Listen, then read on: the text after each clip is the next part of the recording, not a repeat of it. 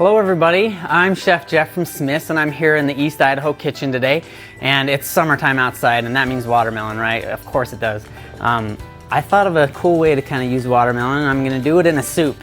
Now you're thinking, summertime soup, that doesn't quite go together, but it does. We're making gazpacho, and gazpacho is a Spanish soup, but it's cold and it's usually got tomatoes. Everything in here is fresh, there's nothing cooked, and so it's a really fresh, refreshing, just delightful dish, and super simple to make. It's basically throwing things in a blender and putting it in a bowl overnight. But anyhow, let's get to it.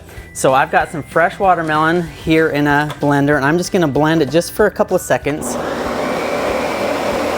just to make some room for all the rest of my ingredients. Otherwise I wouldn't have that room.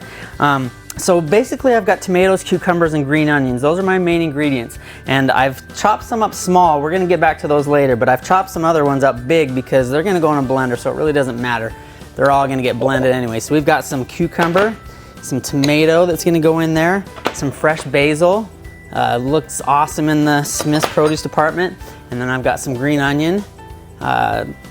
You could do regular onion, but I like the milder green onion. And then I've got some olive oil, and then for some freshness I've got some rice wine vinegar, and then this is an optional ingredient but I suggest doing it. It's jalapeno. Make sure to take the seeds out so that it takes away some of that spiciness, and then just a touch of honey. Now you might want to taste your watermelon first, because if it's sweet you may not need this honey, but if it's not, add a little bit of honey and that'll help kind of with the sweetness. And so I'm going to turn that blender on,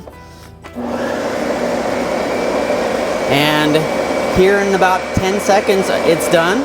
And so I take that gazpacho that's been freshly blended, I put it in a nice to-go or overnight container, put that in there, and then that's when the tomato and the cucumber and the green onion, those are the chunks to kind of give it some texture.